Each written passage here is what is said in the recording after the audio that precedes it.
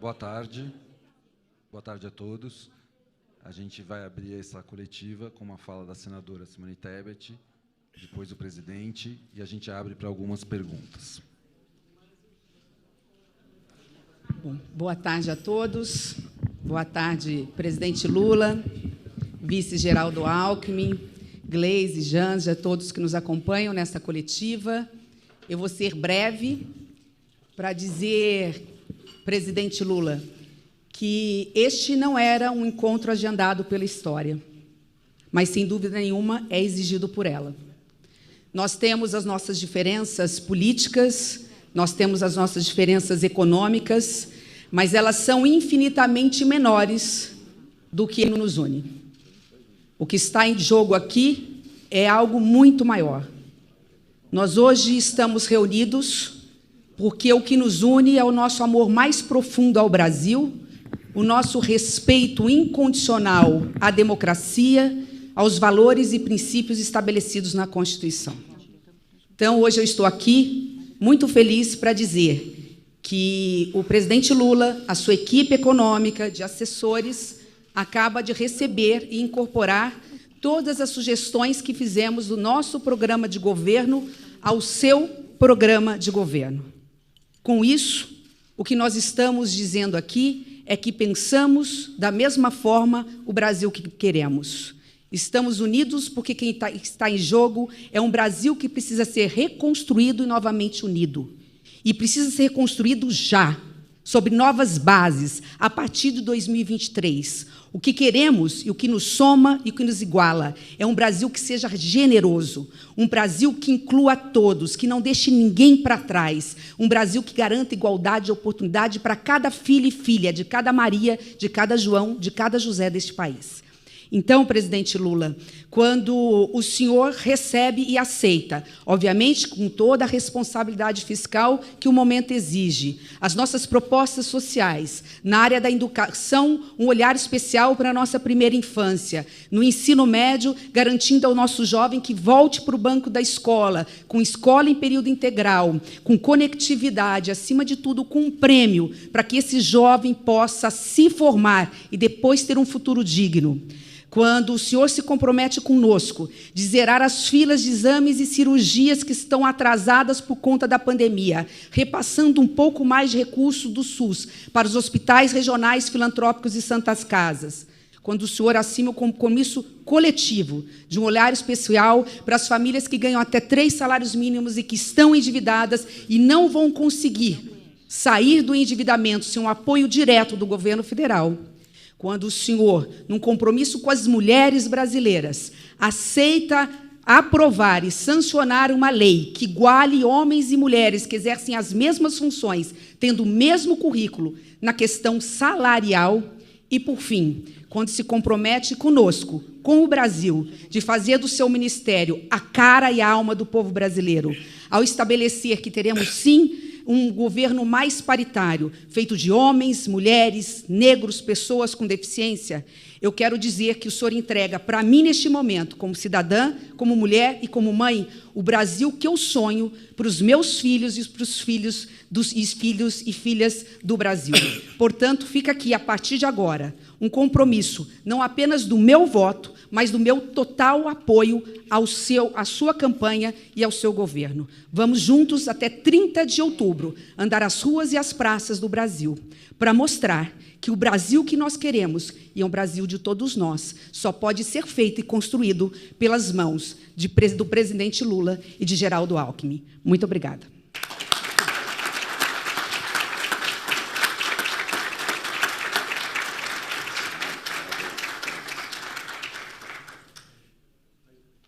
Querida senadora, ex-candidata à presidente da República, Simone Tebet, querido Geraldo Alckmin, meu querido companheiro vice-presidente, companheira Gleisi Hoffmann, presidente do PT, senador, nosso querido senador do Amapá, Randolph, minha querida Janja, Aloysio Mercadante, coordenador do nosso programa de governo.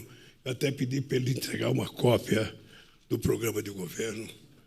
Companheiro Rui, companheiro Márcio, companheiro Caetano, companheiro Paulo Camoto, companheiros e companheiras jornalistas, Clara Ante, minha sempre e renovada assessora das causas nobres desse país, companheiros e companheiras.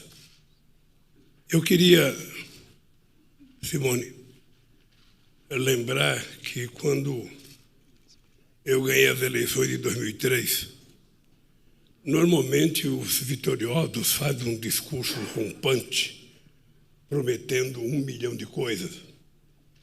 E como eu sabia das dificuldades que o Brasil tinha naquela época, eu tentei fazer um discurso bem simples das coisas que eu poderia fazer no Brasil.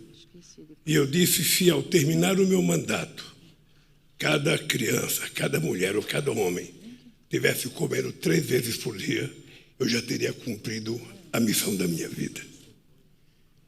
E passado tanto tempo, 20 anos, eu estou aqui olhando o mapa do meu país e eu vejo que todo o avanço que nós tivemos, que toda a evolução de avanço social que o povo conquistou foi jogado no lixo nesses últimos anos. Hoje eu fui fazer uma viagem a Guarulhos e passei numa avenida, Geraldo, eu nunca vi tanta gente jogada na rua, embaixo de encerado, embaixo de cobertor, embaixo de lona, coisa que a gente tinha exterminado em São Paulo.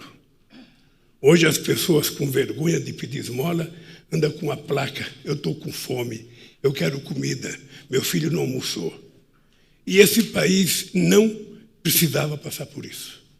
Um país que é o 3º produtor de alimento do mundo, um país que é o 1º produtor de proteína animal do mundo, um país que já chegou a ser a 5ª economia do mundo, um país que tem um potencial extraordinário de agregação de valores nas coisas que ele faz, que ele produz, não precisaria ser assim se houvesse pelo menos uma mentalidade razoável na política de distribuição de renda nesse país. Eu lembro que a gente uma vez provou que era possível a gente fazer crescer o mercado interno e, ao mesmo tempo, crescer o mercado externo. Eu lembro que uma vez a gente provou que era possível aumentar o salário mínimo sem aumentar a inflação. Eu lembro que uma vez a gente provou que era possível incluir a companheira mulher na participação política para que ela definitivamente se transformasse em sujeito da história e que não fosse tratada como cidadã de 2ª categoria, como normalmente é tratada. Esse país que nós construímos a tantas mãos, com tanta participação, com a participação da sociedade num Conselho de Desenvolvimento Social e Econômico, em que 99 pessoas de fora do governo, empresários, indígenas, religiosos, ou seja, sindicalistas, todo mundo participava da construção da solução dos problemas desse país. Eu cheguei a ficar muito emocionado quando, em 2008, em Copenhague, a gente conseguiu conquistar o direito de fazer as Olimpíadas, disputando com os Estados Unidos, com a Espanha e com o Japão. E, naquele tempo, a gente tinha sido anunciado como o Brasil tendo chegado a ser a 6ª economia do mundo. Eu fiquei pensando na frase do Obama, quando ele disputou as eleições: nós podemos. E eu queria te dizer, Simone, que o Brasil pode. Esse Brasil que você sonha, esse Brasil que você despertou, junto a milhões e milhões e milhões de brasileiros, mas, sobretudo, junto às mulheres, renovando a esperança. Esse Brasil que você colocou no seu programa é possível de ser construído. É possível da gente garantir que o povo brasileiro tenha esse país, porque não é difícil. O que é preciso é a gente fazer a política da repartição, a política do compartilhamento, a política do financiamento daquelas pessoas que mais necessitam. E aí, se tratando de compartilhamento, nós vamos ter que fazer uma pequena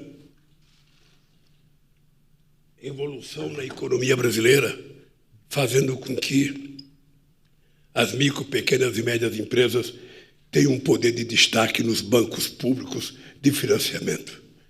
Eu tenho dito que o BNDES, que já financiou quase todas as obras de infraestrutura desse país, vai continuar financiando, mas agora a gente vai privilegiar pequenos empreendedores, médios empreendedores, pequenos empresários, para que a gente possa dinamizar a criatividade da sociedade brasileira. E isso só poderá ser feito se a gente fizer, o companheiro Geraldo, uma revolução na educação. Você sabe que eu tenho orgulho, não orgulho, eu e o Zé Alencar fomos as duas pessoas que governamos esse país sem ter diploma universitário. Ele com um grande empresário e eu um sindicalista. E o meu orgulho é que quando terminamos o nosso mandato, nós tínhamos sido o presidente que mais fez universidade na história desse país e mais fez extensões universitárias. Foram 18 universidades novas, 178 campos avançados e 422 escolas técnicas. E mais ainda, nós fizemos uma quantidade de creche que não atendia a necessidade. A Dilma colocou mais creche e nós ainda não terminamos de atender a necessidade da população brasileira, sabendo que o governo hoje cortou dinheiro para a creche, como cortou dinheiro para a universidade. Essa tua decisão de apoiar a nossa candidatura, eu queria que você soubesse que não é apenas uma decisão de apoiar a candidatura. É uma decisão que eu penso que você vai levar ela ao ponto de saber que nós precisamos de você para ajudar a reconstruir o Brasil.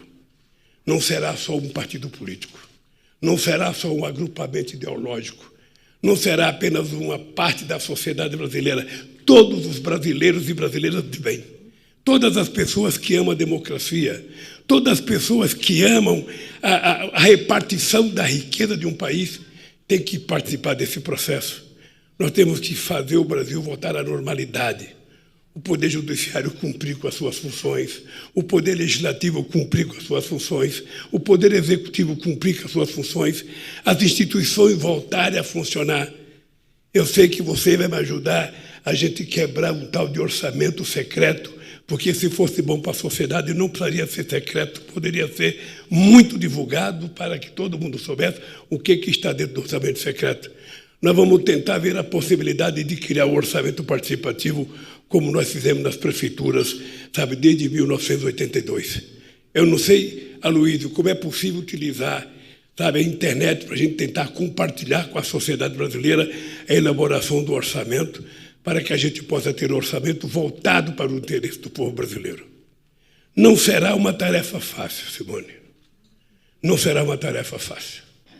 Nós não estamos diante de um adversário qualquer. Nós não estamos lutando contra um político normal, daquele que a gente estava habituado a combater. E você já participou de muitas eleições. Nós estamos diante de um homem sem alma, sem coração, de um homem que não teve a sensibilidade de derramar uma única lágrima por nenhuma das mais de 680 vítimas do Covid. Um homem que, presidindo esse país, não teve a coragem de visitar uma única criança órfã de pai e de mãe que morreram do Covid.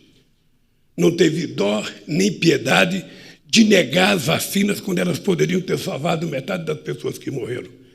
Não respeitou os laboratórios brasileiros, tanto a Fiocruz como o Butantan, laboratório de excelência respeitado no mundo inteiro. Não respeitou a Organização Mundial da Saúde, não respeitou os secretários de saúde, não respeitou os governadores, não respeitou a inteligência brasileira. Ninguém queria que ele fosse o responsável. Aí eu só queria que ele fizesse o que o chefe de Estado tem que fazer. Quando o chefe de Estado não sabe fazer as coisas, ele organiza quem sabe. E aprenda a fazer, pedindo que as pessoas façam por ele. Hoje me parece que ele deu uma entrevista desastrosa outra vez. Daquelas que ele gosta de fazer, agressiva. E, sinceramente, Simone, eu não vou responder o jogo rasteiro do Bolsonaro. Eu não estou preocupado em brigar com o Bolsonaro. Eu estou preocupado em brigar contra a fome, contra o desemprego, contra o baixo nível educacional nesse país. Até porque todos nós sabemos que não existe modelo de país que se desenvolveu sem antes investir na educação. sem antes investir em ciência e tecnologia, sem antes investir no conhecimento, porque é isso que o Brasil precisa se transformar, num país exportador de conhecimento. A gente não quer exportar só commodity, a gente quer exportar commodity, quer exportar outras coisas, mas, sobretudo, exportar inteligência, que é o que o Brasil pode ter condições de fazer. Eu quero agradecer o teu apoio, a tua generosidade em tomar essa decisão, e quero dizer para você que a proposta que você apresentou, a minha proposta de plano de governo, é totalmente assimilável, e pode ficar certa que nós vamos colocar em prática, e eu espero que você esteja junto para ajudar a executar cada uma dessas coisas que você propõe, porque ela vai precisar de muita coragem, de muita força de vontade e de muita determinação. Portanto, eu quero, na frente da imprensa brasileira, dizer a você, Simone, primeiro, a grandeza da tua participação nessas eleições. É muito engraçado, porque não era previsível, na lógica dos estudiosos da política, que aparecesse uma mulher, sabe, lá do Mato Grosso do Sul, lá de Três Lagoas, se colocando como candidata a presidente da República e tivesse a marca tão profunda da seriedade, da responsabilidade e do preparo que você teve.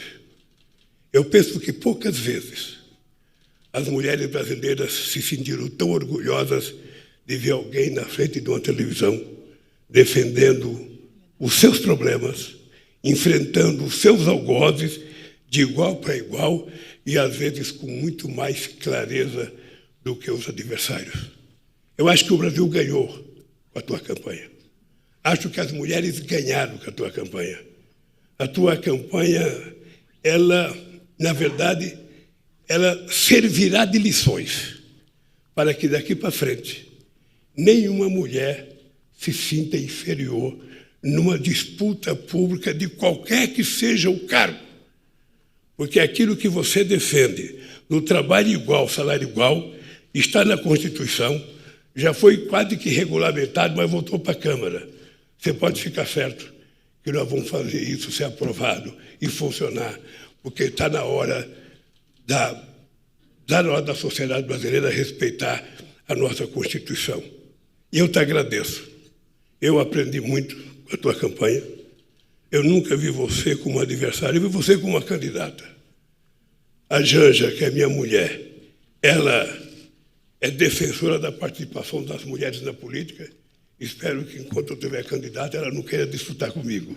Mas, de qualquer forma, eu acho que você ainda não tem noção do que você dispersou na cabeça de milhões e milhões de mulheres desse país. Você não tem noção do que foi a importância da tua participação nessa campanha. E que Deus te dê força. Deus te dê muita força para que você nunca baixe a cabeça e continue, independente de cargo político, levando essa bandeira de participação das mulheres, porque nós precisamos que essa sociedade seja mais justa, mais igualitária, e para isso as mulheres têm que ser tratadas com dignidade e com respeito. Obrigado pela tua decisão, e eu espero que, junto com a Simone, a gente ganhe essas eleições no dia 30 de outubro, para que a gente faça voltar a reinar a democracia no nosso país. Muito obrigado, Simone.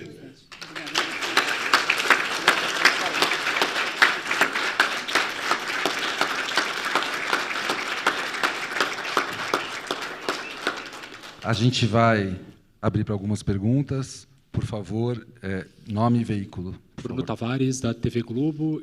Gostaria de saber se vocês já definiram uma forma de participação na campanha, se a senadora vai acompanhar algumas agendas, enfim, de que forma vai se dar esse apoio da senhora, além, claro, da inclusão do plano de governo. Obrigado, boa tarde. Olha, ela vai participar do jeito que ela quiser participar. Nós temos uma campanha.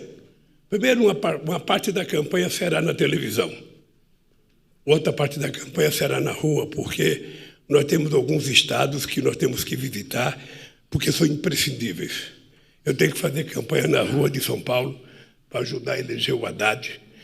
E também me eleger, obviamente. E aqui nós vamos precisar muito do Geraldo e da Simone junto, porque o Geraldo é a grande referência política do Estado. Eu tenho que ir ao Rio de Janeiro, tenho que ir a Minas Gerais, eu tenho que ir à Bahia, tenho que ir a Pernambuco, tenho que ir a Alagoas, tenho que ir ao Amazonas. Nas cidades em que a gente tem 2 turnos de companheiros aliados, nós vamos ter que fazer uma visita. E tem que ter os debates. E nós vamos fazer o debate com o presidente. Ele anda nervoso. Hoje eu sei que ele me xingou, hoje eu sei que ele está irritado, que ele está nervoso. E ele tem que aprender uma lição de vida. Um homem que é chefe de Estado não pode ficar nervoso, não pode ficar irritado, não pode falar bobagem, como ele falou do nordestinos esses dias, não pode ameaçar cortar verba da educação, de creche, de escola técnica, de universidade, como ele fez. Esse país precisa de muita tranquilidade, muita paz, muita. Eu não sei se você sabe, 12 milhões de jovens não vão receber livro didático porque ele não mandou confeccionar os livros didáticos para o Brasil, que já foi o maior comprador, o MEC já foi o maior comprador de livros do mundo. Eu lembro que quando o Haddad era ministro da Educação, a gente distribuía 16 milhões de livros didáticos todo ano para a população do ensino médio. Então, eu acho que a Simone vai me ajudar a ganhar essas eleições para fazer isso. Se ela quiser participar do convite, ela vai participar. Se ela só quiser participar da televisão, vai participar. Se ela quiser participar da rede, ela deve ter sua rede extraordinária e vai participar. Ou seja, o que interessa é que ela esteja junto comigo e com o Alckmin, pedindo para o povo brasileiro para que a gente recupere a democracia, para recuperar o estado de bem-estar social do povo brasileiro. A gente quer ver o povo brasileiro voltar a sorrir outra vez. É assim que eu acho que ela vai participar da campanha. Mas ela também tem as preferências dela, então ela vai fazer o que ela quiser. Eu acredito, bom, eu já estou na campanha à medida que hoje, no primeiro programa eleitoral do presidente Lula, eu estive tanto no rádio quanto na televisão. E é isso, eu vou estar onde a campanha precisar, dentro da minha humilde pequenez, mas sabendo também da grandiosidade, da responsabilidade que tenho como mulher, de poder ter um momento direcionado às mulheres de reflexão. E aqui eu explico o que eu quero dizer. Quando o presidente falou da insensibilidade do presidente da República, eu estava lá. Eu vi o presidente negar vacina, negar vida para milhares de brasileiros. Eu vi a tentativa de um governo de, através da dor, tentar extrair vantagem ilícita num esquema, numa tentativa de esquema de corrupção, de compra de vacinas superfaturadas.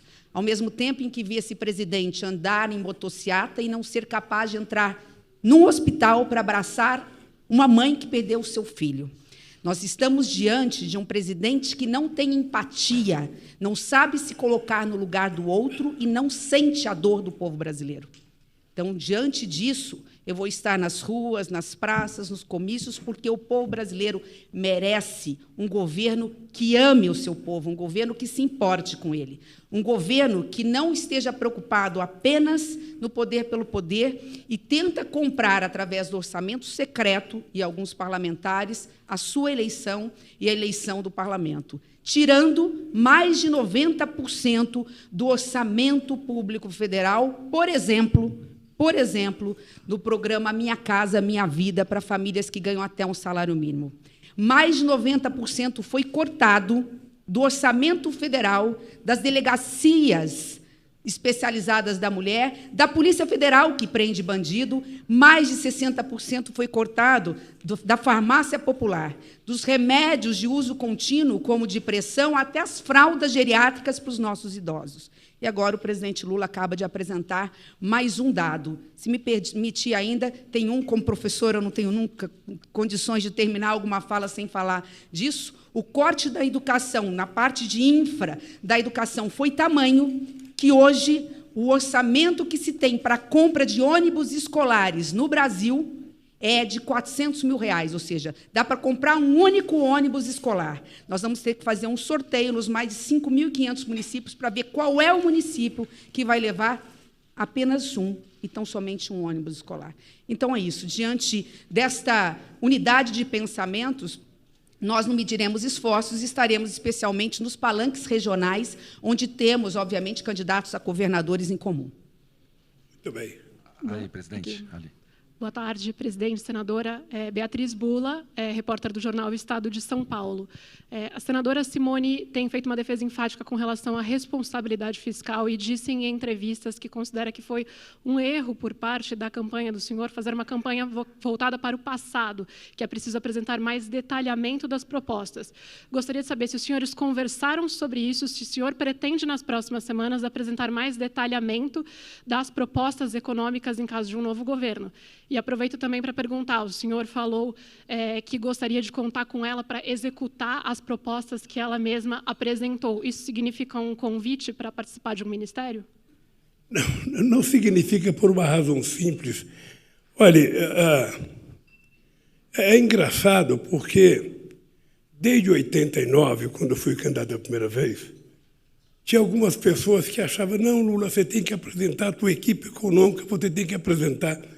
Eu nunca apresentei, porque se você está numa disputa eleitoral, você ainda não ganhou, você não pode sentar na cadeira. Aqui em São Paulo tem uma história famosa com o ex-presidente Fernando Henrique Cardoso, que sentou na cadeira de prefeito quando disputou com o Jânio Quadros antes de ganhar. Ora, eu primeiro preciso ganhar as eleições, para depois a gente discutir a composição do governo, quem vai participar, quais as forças políticas que vão participar, porque isso não é um negócio. Isso é uma ação programática. A Simone, com toda a seriedade da sua vida política, na primeira conversa que ela teve comigo, ela apresentou pontos que para ela significa muita importância na execução de um programa. É em torno desse programa que nós vamos trabalhar juntos.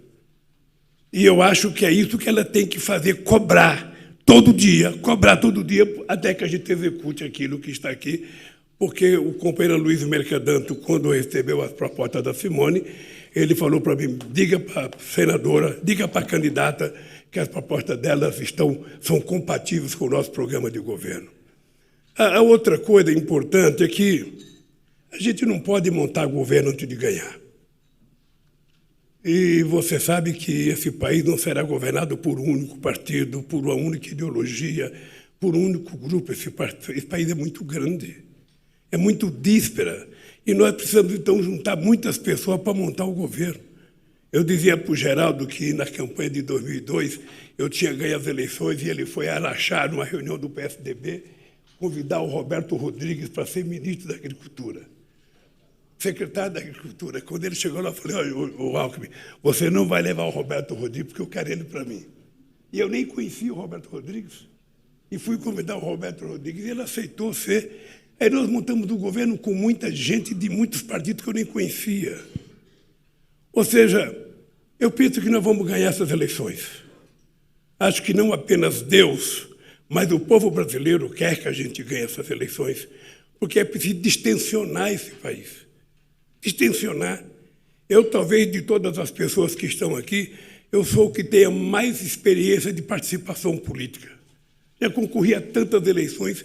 Eu nunca vi nada semelhante ao que tem hoje no Brasil. A gente fazia campanha aqui em São Paulo, o PSDB fazia comício numa cidade, a gente fazia na outra, depois a gente se encontrava, nós éramos apenas adversários, não éramos inimigos. Agora tudo virou razão de guerra, tudo virou razão, sabe, de tiro, de facada. Não é possível. Então, com muita tranquilidade, eu vou trabalhar para ganhar as eleições. Acho que a participação da Simone vai nos ajudar muito. Depois que a gente ganhar, a gente vai sentar numa mesa e vai começar a discutir como a gente montar a equipe para dar vazão àquilo que é as nossas propostas. Aí a gente vai montar o governo. O que não falta aqui é experiência. Eu falo sempre, o menos experiente é o Geraldo. Tem 16 anos de governador de São Paulo, mais 6 de vice. São 22 anos governando o estado mais importante desse país. Eu acho que a gente tem uma equipe extraordinária para montar o governo. E certamente tem muita gente que não está nem aqui, nem passou perto desse hotel, que vai participar do governo. Primeiro, nós vamos ganhar. Então, a minha primeira gratidão à Simone é o seguinte: a Simone está aqui para ajudar a gente a recuperar a democracia do nosso país. Ponto. Depois que a gente recuperar a democracia, nós vamos sentar outra vez e vamos saber o caminho que a gente vai trilhar. Eu tenho certeza que será um bom caminho.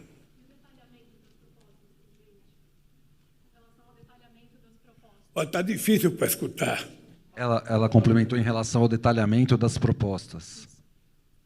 Ao detalhamento das propostas. O detalhamento da proposta já está no programa de governo. Isso não tem dúvida.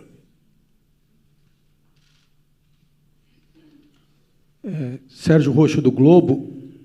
Boa tarde, presidente, senadora, governador.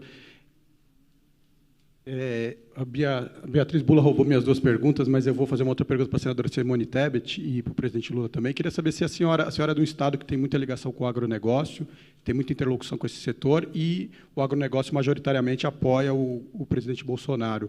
Queria saber se a senadora vai assumir alguma missão de fazer essa interlocução com o agronegócio, se o presidente Lula, vocês já conversaram sobre isso. Obrigado. Eu vou cumprir missões. Missão a gente não escolhe, a gente cumpre. Onde acharem que eu sou útil, lá eu estarei. Eu sou do agronegócio, eu não só venho de um estado do agronegócio.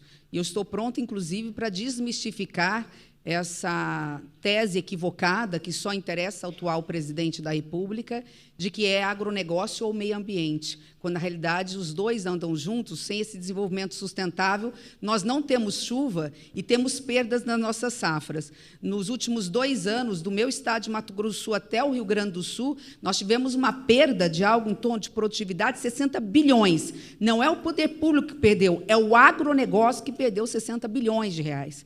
Então, é isso, é procurar cumprir missões onde elas forem necessárias.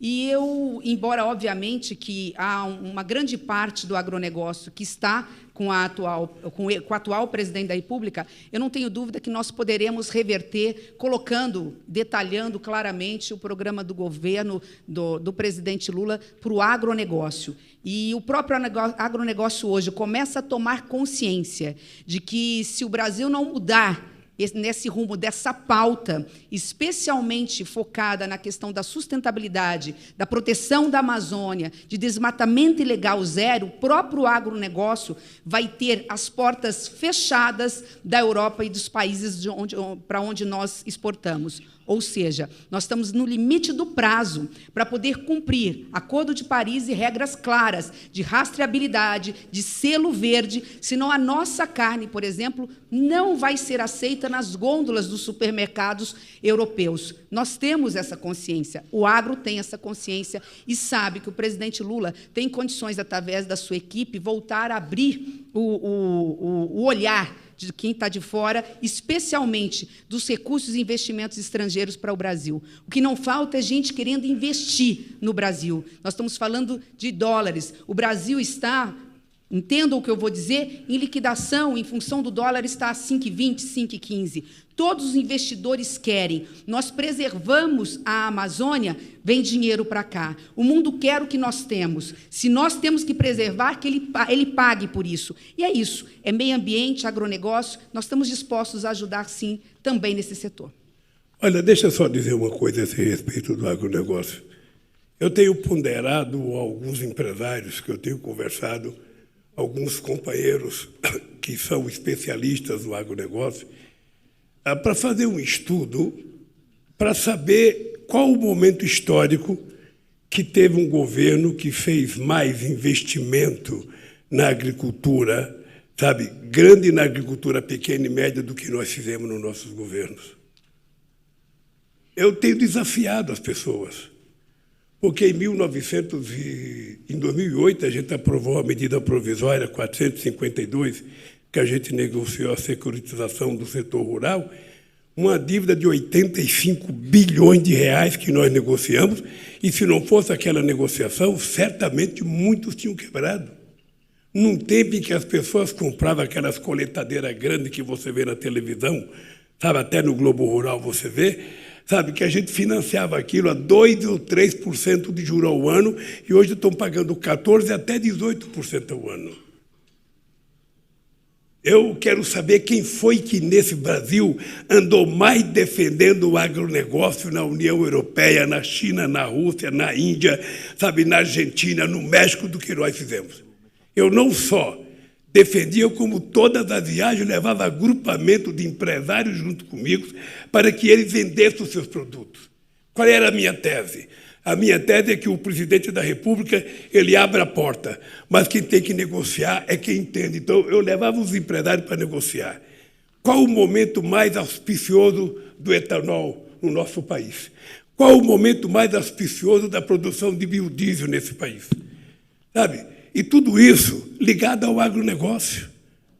Eu lembro quando nós começamos a fazer a energia elétrica, fazer as hidrelétricas, as térmicas de biomassa, o que a gente pode apresentar de proposta das pessoas ganharem dinheiro e viver dignamente nesse país. As pessoas do agronegócio que não gostam de nós têm algumas razões.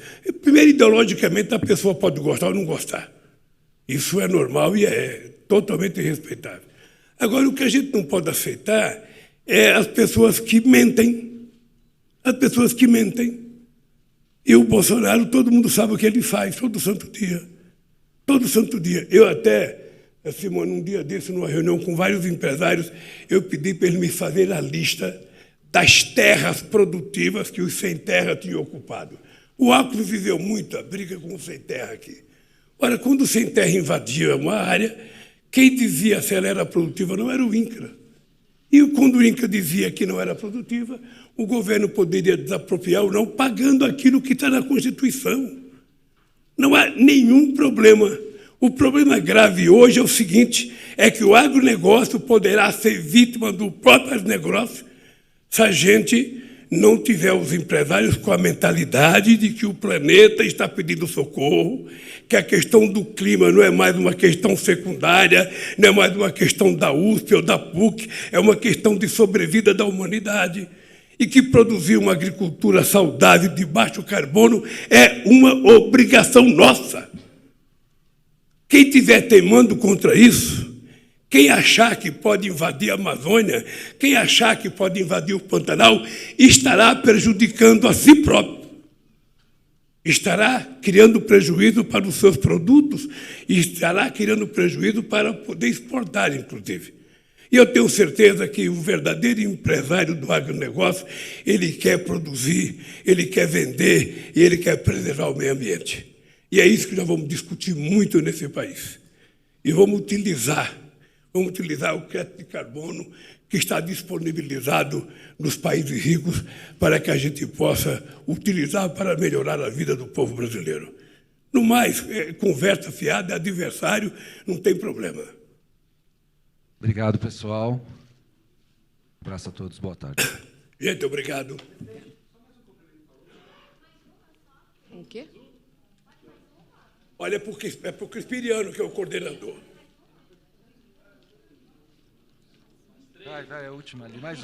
Mais uma pergunta, vai. Mais uma pergunta. Oi, presidente. Oi, senadora Vitória Bel, da Rádio CBN. Aqui, senadora, no fundo. Senadora, a senhora falou no início sobre o ex-presidente atender o que a senhora pediu de programas sociais com responsabilidade fiscal. Eu queria saber se a senhora chegou a sugerir para o ex-presidente algum tipo de reforma ou de sinalização na área econômica para trazer o plano de governo dele mais ao centro e se a senhora se colocaria também para ajudar a fazer essa reforma, enfim, o que for necessário para levar o governo do PT mais ao centro. Obrigada. Claro que eu estou disposta a ajudar. Eu estive falando com a Luísa Mercadante. Entendo a posição do PT, que é contra o teto de gastos, mas também entendemos que é preciso alguma âncora fiscal mínima, até para que o orçamento público, hoje privado, e no bolso de meia dúzia, possa voltar para o Executivo. Eu aqui quero dar um depoimento, porque eu vivenciei, não só fui vítima do orçamento secreto quando fui candidata à presidência do Senado, mas vi porque estou no Senado. O orçamento secreto, 19 bi esse ano, só não virou 30 bi Escutem, o orçamento secreto esse ano, 19 bis, só não virou 30, porque quando bateu lá no Ministério da Fazenda, eles viram que batia no teto de gasto que eles não tinham condições de liberar. Repito, a equipe econômica tem que entender qual é o melhor caminho, não necessariamente um teto de gasto, nada. Alguma âncora mínima que dê, obviamente, conforto para o mercado, que dê tranquilidade para os investidores, para que a gente possa ter uma economia equilibrada. Mas isso é por conta da própria equipe econômica. E isso vai fazer com que nós tenhamos até uma forma de se blindar da má política de parte do Congresso Nacional. É a forma que se tem de resgatar o orçamento, para que esse orçamento cumpra a responsabilidade social que o presidente Lula já tem no seu programa, além dos nossos que estão incorporados. Acho que foi uma única pergunta que você fez, né, Vitória? Eu queria, Simone, complementar essa pergunta da nossa companheira jornalista, para dizer que era necessário apenas retroceder um pouco no tempo para ter noção do que significa responsabilidade fiscal. Quando eu peguei esse país em 2003, a gente tinha uma dívida pública interna de 60,5%. Nós reduzimos para 37,7%. A gente tinha uma dívida com o FMI de 30 bilhões de dólares. A gente pagou e emprestamos 15 bilhões para o FMI e fizemos uma reserva de 370 bilhões de dólares. A gente tinha uma inflação de 12% e levamos a inflação para dentro da meta para 4,5%. E reduzimos o desemprego, gerando 22 milhões de empregos. Por que eu estou te dizendo isso? Porque o Brasil foi o único país, senadora, o Brasil foi o único país do G20, ou seja, dos 20 maiores economias do mundo, o Brasil foi o único país que fez superávit primário todo ano. E você sabe que dentro do PT, esse negócio de fazer superávit primário fez com que muita gente dentro do PT, o PSOL foi criado disso, de racha do PT por causa do superávit primário. Eu passei a vida inteira sendo contra o superávit primário. Quando eu cheguei na presidência, eu percebi que era preciso fazer e fizemos. Cheguei a fazer um superávit de 4,25%, coisa que jamais alguém teria coragem de fazer, e eu fiz, porque naquele instante era preciso salvar a economia.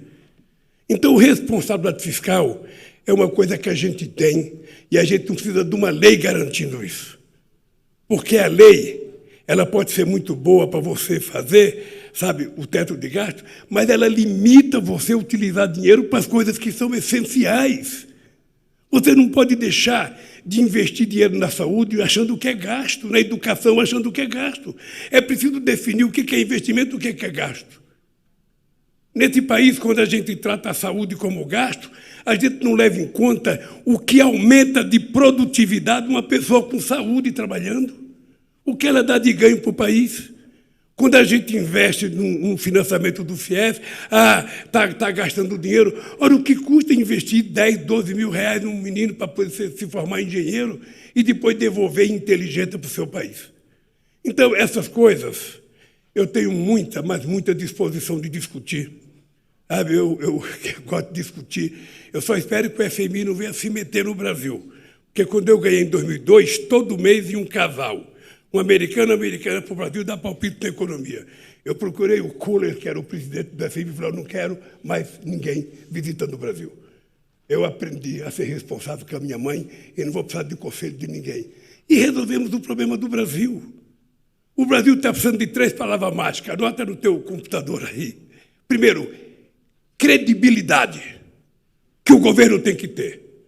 Segundo, estabilidade, que o governo tem que garantir. Terceiro, previsibilidade, para as pessoas não se pegar de surpresa. Com essas 3 palavras, a gente vai governar esse país e resolver os problemas que hoje afligem milhões de brasileiros. Tá? Obrigado, pessoal. O presidente tem uma agenda na sequência. Ele vai ter que sair. Desculpa.